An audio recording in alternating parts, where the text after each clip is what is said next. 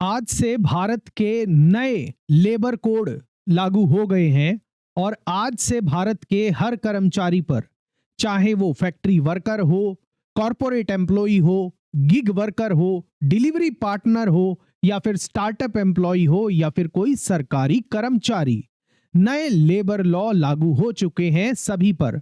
आपकी salary, PF, gratuity, bonus, working hours, rights, penalties सब कुछ कानूनी तौर पर आज से बदल गया है। 21 नवंबर 2025 से बदल गया है। और सबसे बड़ा ट्विस्ट क्या है इन नए 4 लेबर लॉज के अंदर कि लाखों लोगों की जो टेक होम सैलरी है वो कम होने वाली है थोड़ा सा, लेकिन लॉन्ग टर्म फायदे उसके बहुत ज्यादा होने वाले हैं। दोस्तों, स्वागत है आपका आजादी के बाद सबसे बड़े लेबर लॉ रिफॉर्म में। 4 नए लेबर कोड आज से लागू हो गए हैं। प्रधानमंत्री माननीय नरेंद्र मोदी जी ने भी अनाउंसमेंट कर दी है आज। और आने वाले कुछ मिनटों के अंदर हम बहुत ही आसान भाषा के अंदर समझने वाले हैं कि आज से कौन कौन से कानूनी बदलाव लागू हो रहे हैं, क्या असर पड़ेगा आपकी सैलरी स्लिप पर और पीएफ पर, ग्रेचुटी पर, बोनस कैसे बदलने जा रहे हैं, गिग वर्कर्स और कॉन्ट्रैक्ट वर्कर के क्या नए अधिकार हैं इन नए कानूनों के तहत, और हायरिंग और फायरिंग को लेकर क्या नियम है, स्ट्राइक रूल्स को लेकर क्या नियम है, और सेफ्टी लॉज के अंदर भी बड़ी बदलावट हुई है, और कैसे 29 पुराने कानून हटाकर सिर्फ 4 कोड्स में बदल दिए गए हैं। मेरा नाम आशीष जैन है और मैं संस्थापक हूं दून लॉ मेंटर का, जहां हम आपकी तैयारी करवाते हैं न्यायिक सेवा परीक्षाओं की और सहायक अभियोजन अधिकारी परीक्षाओं की। सेशन में आगे बढ़ने से पहले एक बार वीडियो को लाइक कर दीजिए, सभी के साथ साझा कर दीजिए, चैनल को सब्सक्राइब नहीं किया तो सब्सक्राइब भी करिएगा। और ये हमारी बार कोड से आप हमारे कोर्सेज में एनरोल कर सकते हैं हमारी ऑफिशियल ऐप के द्वारा। तो चलिए बात स्टार्ट कर रहे हैं हम 4 नए लेबर कोड्स के बारे में। इनका थोड़ा सा इंट्रोडक्शन पहले हम ब्रीफली डिस्कस करते हैं। भारत में जो अब ये 4 नए लेबर कोड लागू हो चुके हैं आज से, इनका नाम है, पहला है कोड ऑन वेजेस 2019 का, दूसरा सोशल सिक्योरिटी कोड 2020 और तीसरा है occupational safety, health and working conditions code 2020 और चौथा है इंडस्ट्रियल रिलेशन कोड 2020। ये जो चारों कोड हैं इनको पार्लियामेंट ने 2020 के अंदर पारित कर दिया था। ये चारों कोड मिलकर 29 पुराने लेबर लॉज को रिप्लेस कर रहे हैं, और जो जिन कानूनों को बदल रहे हैं उनके कुछ एग्जांपल मैं आपको बता रहा हूं। जैसे minimum wages act, payment wages act को इसने बदल दिया है, बोनस एक्ट को इन्होंने बदल दिया है, ग्रेचुटी एक्ट को इन्होंने बदल दिया है, आपकी ईपीएफ एक्ट को इन्होंने बदल दिया है, आपकी ईएसआई एक्ट को इन्होंने बदल दिया है, फैक्ट्रीज एक्ट को बदल दिया है, इंडस्ट्रियल डिस्प्यूट्स एक्ट को बदल दिया है और कॉन्ट्रैक्ट लेबर एक्ट जैसे बड़े कानूनों को इन नए 4 कोड्स ने बदल दिया है। अब आपके मन में यह सवाल आएगा कि ये पुराने जो कानून थे इनको हटाया क्यों गया, क्यों 29 कानून हटाए गए? क्योंकि भारत की जो लेबर सिस्टम है वो बहुत कॉम्प्लिकेटेड है, कंफ्यूजिंग है और आउटडेटेड हो चुका था। जो पूरा लीगल रेजिम था उसको बदलने की जरूरत थी। इन 4 कोड्स के अंदर, जो ये लेबर कोड है, इनके अंदर आपको क्या देखने को मिलेगा? अब एक यूनिफॉर्म लॉ होगा सभी के लिए और सिंपल कंप्लायंस होगा। तीसरा, डिजिटल रिकॉर्ड्स की भी इसके अंदर बात की गई है और वर्कर को मजबूत सुरक्षा मिलेगी और उसके साथ साथ एम्प्लॉयर्स को भी आसान प्रोसेस उनका होने वाला है। अब बात करते हैं सबसे बड़े बदलाव की, यानी कि इन नए कानूनों के अंदर जो आपकी वेजेस की परिभाषा है वो नई दी गई है। वेज की परिभाषा नहीं दी गई है। यह सबसे बड़ा लीगल गेम चेंजर है। अब वेज कोड जो है आपका, वो कहता है, वेज चारों कोडों में से एक कोड कौन सा है? आपका वेज कोड है। तो जो वेज कोड है वो कहता है कि बेसिक सैलरी क्या होगी? बेसिक सैलरी बराबर होगी कम से कम 50% ऑफ टोटल सीटीसी, कि आपका जितना भी कॉस्ट टू कंपनी है, सीटीसी है, उसका मिनिमम 50% आपकी बेसिक सैलरी होनी चाहिए। यही वेजेस की नई परिभाषा है। और इससे क्या प्रभावित होंगे? जब आपकी जो बेसिक सैलरी है बढ़ेगी तो उससे क्या चेंज होगा? क्या इम्पैक्ट डलेगा दूसरी चीजों पर, आपके पीएफ पर इम्पैक्ट डलेगा, आपका ग्रेचुटी अमाउंट पर इम्पैक्ट पड़ेगा, आपके बोनस पर इम्पैक्ट पड़ेगा, ओवर टाइम अलाउंस पर बढ़ेगा, कंपेंसेशन पर बढ़ेगा, मैटरनिटी बेनिफिट्स पर बढ़ेगा, लीव एनकैशमेंट पर बढ़ेगा और ईएसआई जैसे प्रावधानों पर इसका इंपैक्ट होने वाला है जब आपकी बेसिक सैलरी 50% हो जाएगी सीटीसी का।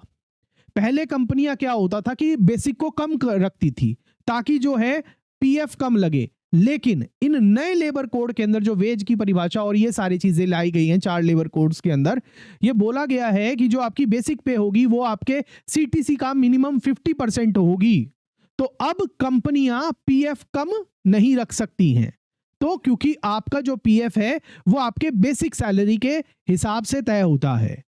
अब ये जो लूप होल है ये बंद हो गया है। अब इसका असर कर्मचारियों पर क्या पड़ने वाला है, आप इसको बहुत ध्यान से सुनिएगा। जो इस बेसिक सैलरी जो आपकी 50% मिनिमम हो जाएगी सीटीसी का, इससे इंपैक्ट एम्प्लॉइज के ऊपर क्या पड़ने वाला है। सबसे पहली बात, जब बेसिक ज्यादा बढ़ेगी तो ऑब्वियसली पीएफ जो कंट्रीब्यूशन होता है एम्प्लॉय का वो भी बढ़ेगा, तो जो टेक होम सैलरी है वो थोड़ी सी कम हो जाएगी और पीएफ थोड़ा सा ज्यादा कंट्रीब्यूट होगा और ग्रेचुटी भी ज्यादा कंट्रीब्यूट होगी, और जब रिटायर होगे तो ग्रेचुटी मिलेगी भी ज्यादा और रिटायरमेंट प्रोटेक्शन कई गुना बढ़ जाएगा। अब बात करते हैं कि वर्किंग आवर्स के बारे में क्या है इन नए लेबर कोड्स के बारे में। आपको पीछे वीडियो में भी दिखाई दिया होगा 4 डे वर्क वीक, बीच में फ्लैश हो रहा होगा। हाँ, ये पॉसिबल हो गया है इन नए लेबर कोड्स की वजह से। अब नया नियम ये आ रहा है कि 48 घंटे हर वीक में, हर हफ्ते में 48 घंटे काम करना है का लिमिट है। चाहे तो आप 12 घंटे रोज काम कर सकते हैं ताकि और 4 दिन में आपका पूरा सप्ताह खत्म हो जाए। मतलब मंडे, ट्यूसडे, वेडनेसडे, थर्सडे आप 4 दिन रोज 12 घंटे काम करिए और आप फ्राइडे, सैटरडे, संडे की छुट्टी लीजिए, यानी कि बाकी 3 दिन ऑफ हो सकता है। 48 घंटे से ऊपर अगर आप काम करेंगे तो आपको डबल ओवर टाइम मिलेगा। मतलब क्या है कि इन नए कानूनों के अंदर 4 डेज वीक पॉसिबल हो पाया है, और अगर आप 48 घंटे से ज्यादा करेंगे तो जो आपको पहले ओवर टाइम का जो अलाउंस मिलता था वो अब आपको डबल ओवर टाइम मिलेगा। फ्लेक्सिबल वर्किंग की भी सुविधा है इन नए कानूनों के अंदर। फ्लेक्सिबल वर्किंग की जो सुविधा है वो स्पेसिफिकली कौन से सेक्टर को हेल्प करने वाली है, वो आईटी सेक्टर को हेल्प करेगी, फैक्ट्रीज को हेल्प करेगी, हॉस्पिटैलिटी सेक्टर को हेल्प करने वाली है, स्टार्टअप को हेल्प करने वाली है, और गिग प्लेटफॉर्म सभी को ये सुविधा मिलने वाली है फ्लेक्सिबिलिटी ऑफ वर्किंग आवर्स की।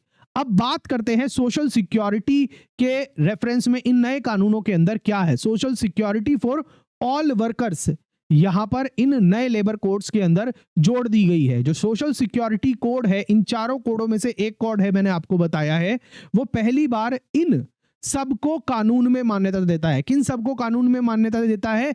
गिग वर्कर को पहली बार कानून के अंदर मान्यता देता है। अब ये गिग वर्कर कौन से होते हैं? आप खाना मंगाते हैं ऑनलाइन डिलीवरी से, ठीक है, तो जो आपका खाना डिलीवर करने आता है ये गिग वर्कर की कैटेगरी के अंदर आता है।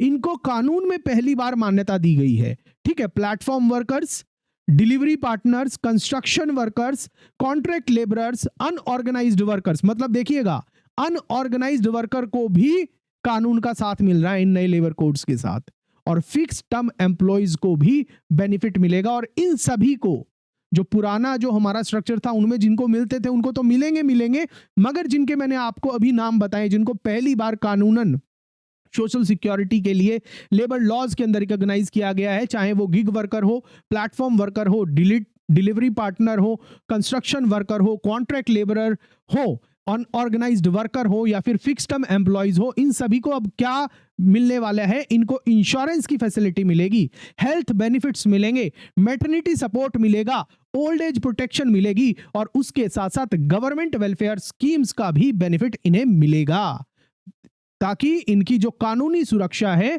वो सही से लागू हो सके। अब बात करते हैं पीएफ और ग्रेचुटी को लेकर क्या नए नियम इन 4 नए लेबर कोड्स के अंदर आए हैं, उनको समझते हैं। पीएफ में क्या बदलाव हुआ है?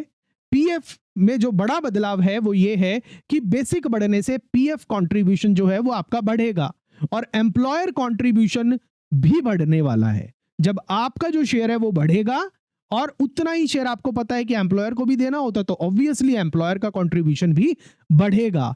रिटायरमेंट जो सुरक्षा है वो बेहद मजबूत हो जाएगी, क्योंकि रिटायरमेंट के समय पर आपको जो पीएफ का अमाउंट मिलता है, ग्रेच्युटी का अमाउंट मिलता है, ऑब्वियसली वो भी बढ़कर मिलने वाला है। जब कंट्रीब्यूशन ज्यादा होगा तो फायदा भी बाद में ज्यादा होगा। और ग्रेच्युटी के रिगार्डिंग क्या नियम है कि पहले 5 साल कॉन्टिन्यूअस सर्विस करने पर ही आपको ग्रेच्युटी मिलती थी। 5 साल कॉन्टिन्यूअस सर्विस करने जरूरी था पुराने लॉ के अंदर, लेकिन अब क्या है कि फिक्स टर्म एम्प्लॉइज को भी ग्रेच्युटी का फायदा मिलने वाला है।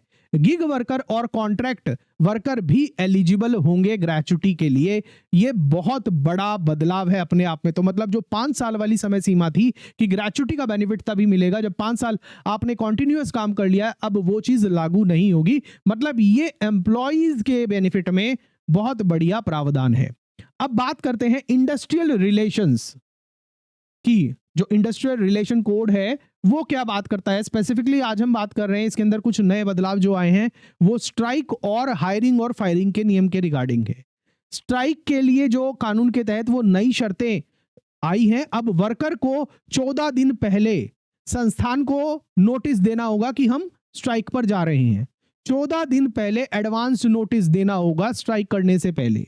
दूसरा, कॉन्सिलेशन अगर चल रहा होगा तो स्ट्राइक नहीं होगी। मतलब जब बातचीत चल रही है एस्टेब्लिशमेंट और लेबरर्स के बीच में, उस दौरान कोई भी स्ट्राइक नहीं हो सकती। और तीसरा, ट्राइब्यूनल कोर्ट में केस हो तो स्ट्राइक तब भी नहीं होगी। मामला अगर ट्राइब्यूनल के सामने हो, लेबर ट्राइब्यूनल के सामने हो, तब भी उस दौरान भी स्ट्राइक नहीं हो सकती। ले ऑफ को लेकर, रिट्रेंचमेंट को लेकर भी नियमों में थोड़ा सा बदलाव आया है। वो क्या है कि पहले 100 वर्कर से ऊपर परमिशन चाहिए थी, लेकिन अब ये जो थ्रेशोल्ड है इसको बढ़ाकर 300 कर दिया गया है। मतलब कि पहले क्या था कि अगर किसी संस्थान के अंदर 100 से ज्यादा वर्कर हैं, तो अगर उन्हें अपने एम्प्लॉइज को ले ऑफ करना है या रिट्रेंच करना है, उनकी छटनी करनी है, 100 से ज्यादा होने पर उन्हें सूचित करना होता था सरकार को। लेकिन अब जो ये थ्रेशोल्ड लिमिट है इसको बढ़ाकर 300 कर दिया गया है। अब यहां पर क्या है, इससे कंपनियों को फायदा होगा। 300 की लिमिट है, मतलब 300 से अगर कम लेबर है तो वहां पर छटनी और ले ऑफ आसान होगा। यहां से लेबर के लिए थोड़ा सा मुश्किल वाली चीज है। ठीक है, कंपनियों को फ्लेक्सिबिलिटी मिल रही है इस प्रावधान की वजह से, और वर्कर्स को क्या मिलेगा, स्टैंडर्ड कंपनसेशन मिलेगा। जैसे 300 से ज्यादा अगर एम्प्लॉई हैं तो ऑब्वियसली गवर्नमेंट को नोटिफाई करना पड़ेगा। तब उस स्थिति के अंदर जो प्रोटोकॉल्स हैं, जितना कंपनसेशन दिया जाएगा वो सभी को देना पड़ेगा। अब जो नया ट्राइब्यूनल सिस्टम भी इन नए लेबर कोड्स के अंदर आया, इंडस्ट्रियल कोड के अंदर आया है, वो ये है कि डिस्प्यूट रेजोल्यूशन अब तेज होगा, ऑनलाइन प्रक्रिया हो जाएगी और एकीकृत अथॉरिटी होगी। अब आगे बढ़ने से पहले मुझे आप ये बताइए कि आपको इस सेशन कैसा लग रहा है।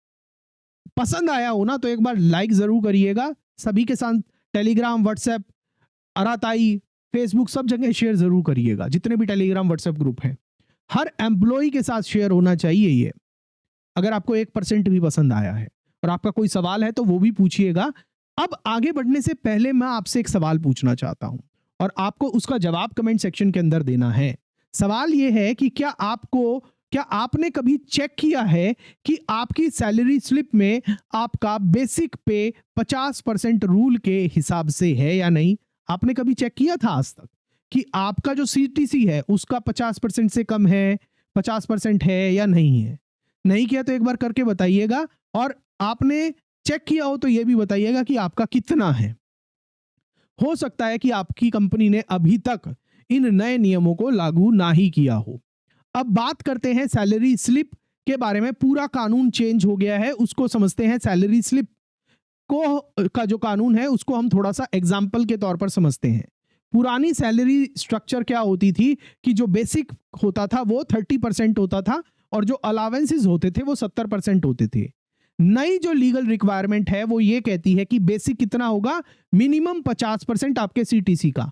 मतलब पीएफ बढ़ेगा, ग्रेच्युटी बढ़ेगी, बोनस कैलकुलेशन बेहतर होगा, ओवरटाइम बढ़ेगा और टर्मिनेशन कंपेंसेशन भी बढ़ेगा। और एम्प्लॉय की जो कॉस्ट है वो कंपनी को ऑटोमेटिकली बढ़ जाएगी और टेक होम सैलरी हालांकि थोड़ी सी कम होगी, जो आपके खाते में फाइनली आएगी हर महीने वो थोड़ी सी कम होगी, लेकिन लॉन्ग टर्म में इसके फायदे बहुत ज्यादा होने वाले हैं। अब बात करते हैं एम्प्लॉयर्स के लिए। हमने एम्प्लॉयज के लिए तो सारे बदलाव लगभग मोटे मोटे देख लिए। सेशन, ये कानून बहुत बड़े हैं और एक सेशन के अंदर सब कुछ कवर करना पॉसिबल नहीं है। हम कोशिश करेंगे कि भविष्य में इसके जो छोटे छोटे पॉइंट्स हैं उनके ऊपर जो लीगल एनालिसिस है वो हम लाते रहें डिटेल में। अब हम बात कर रहे हैं कि एम्प्लॉयर्स के लिए क्या बड़े बदलाव हैं इन नए चाइल्ड लेबर लॉज के अंदर। पहली बात आप ध्यान रखिएगा कि अब कंपनीज को क्या करना होगा। कंपनीज को अब करना होगा अपॉइंटमेंट लेटर्स को रिवाइज करना होगा नए पे स्केल के हिसाब से। दूसरा, सैलरी स्ट्रक्चर को भी अपडेट करना पड़ेगा। और तीसरा, डिजिटल रजिस्टर मेंटेन करने पड़ेंगे। और चौथा, पीएफ और ईएसआई कंप्लायंस बढ़ाना होगा। और पांचवा, सेफ्टी स्टैंडर्ड्स को फॉलो करना पड़ेगा। और छठा, गिग वर्कर्स का रजिस्टर बनाना पड़ेगा। और सातवां, ऑनलाइन लीगल कंप्लायंस को अडॉप्ट करना पड़ेगा। नियम न मानने पर भारी पेनल्टीज हैं एम्प्लॉयर्स के लिए भी, एस्टैब्लिशमेंट के लिए भी। अब बात करते हैं वर्कर्स को इन नए कानून से क्या फायदे होने वाले हैं। ध्यान से सुनिएगा। वर्कर्स को अब इन नए 4 लेबर कोड से क्या फायदे होंगे? ज्यादा पीएफ मिलेगा, ज्यादा ग्रेच्युटी मिलेगी, मिनिमम वेज प्रोटेक्शन होगा, सोशल सिक्योरिटी बढ़ेगी, सेफ्टी एंड हेल्थ प्रोटेक्शन मिलेगी, गिग वर्कर्स के नए अधिकार आ रहे हैं, फास्ट डिस्प्यूट का रिजोल्यूशन होगा, अगर कोई विवाद हो जाता है तो उसका जल्दी निपटान होगा, 4 डे सप्ताह में काम का पॉसिबिलिटी आ गई है इन नए कानूनों की वजह से, और ट्रांसपेरेंट सैलरी स्ट्रक्चर होने वाली है। अब इन नए कानूनों का एक ब्रीफ एनालिसिस कर लेते हैं कि इनके स्ट्रेंथ क्या हैं और यहां पर क्या कंसर्न है, उनको भी समझना जरूरी है। अगर इन 4 नए कानूनों की बात करें तो इसके बहुत से सकारात्मक पक्ष हैं। पहले सकारात्मक पक्षों को देखते हैं कि ये सबसे पहली बात, 29 कानून थे जो बिखरे हुए पड़े थे, उनको कंसोलिडेट करके आज के 2025 के परिप्रेक्ष्य में सिर्फ 4 कोड में कंसोलिडेट करता है, इकट्ठा करता है। अब लॉयर्स के लिए भी चीजें आसान होने वाली है, लॉ स्टूडेंट्स के लिए भी आसान होने वाली है। मुझे पता है कि when I was studying law, तो जब लेबर लॉ का पेपर आता था 10-15 सब्जेक्ट एक ही सिलेबस में हमें पढ़ने पड़ते थे। हाँ, 29 का तो पूरा हमें नहीं पढ़ाते थे, किसी भी लॉ स्कूल में नहीं पढ़ाते सारे, मगर 10-15 तो इजीली पढ़ने होते थे, छोटे छोटे, वर्कमैन कंपेंसेशन एक्ट, ये एक्ट, फलाना एक्ट। तो अब लॉयर्स के लिए भी, लॉ स्टूडेंट के लिए भी चीजें आसान होनी होगी। सिर्फ 4 कोड हैं वो पढ़ने, हालांकि बड़े हैं मगर 4 में कंसोलिडेट हैं, ये थोड़ा सा इजी है। दूसरा, यूनिफॉर्म्स रूल्स आ रहे हैं, सोशल सिक्योरिटी बढ़ रही है, गिग इकोनॉमी को मान्यता मिल रही है, लीगल मान्यता मिल रही है गिग इकोनॉमी को, और हायरिंग प्रोसेस है वो सिंपल होने वाला है, और वर्कर्स की सुरक्षा मजबूत होने वाली है। हालांकि इन नए कानूनों की वजह से कुछ चिंताएं भी सामने आ रही हैं। चिंताएं कैसी हैं? जैसे जो टेक होम सैलरी है वो कम होने वाली है, और एम्प्लॉयर्स पर कंप्लायंस का दबाव थोड़ा ज्यादा होगा, और कुछ सेक्टर्स में फायरिंग आसान हो जाएगी। समझ रहे हैं ना? जहां पर जो मिनिमम थ्रेशोल्ड 100 से बढ़ाकर 300 किया गया, उन सेक्टर्स के अंदर जो फायरिंग है, ले ऑफ है, रिट्रेंचमेंट है, वो थोड़ा सा आसान हो जाएगा।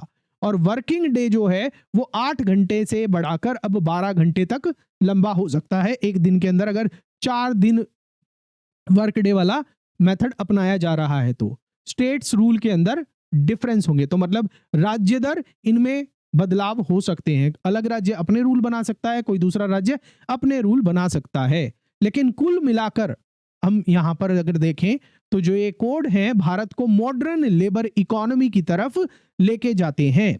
अब बात करते हैं, जो हमने पूरा का पूरा डिस्कशन किया उसका एक बार सारांश समझ लेते हैं साधारण शब्दों में। आज से क्या बदलने वाला है, 21 नवंबर 2025 से क्या बदलने वाला नहीं, बदल गया है।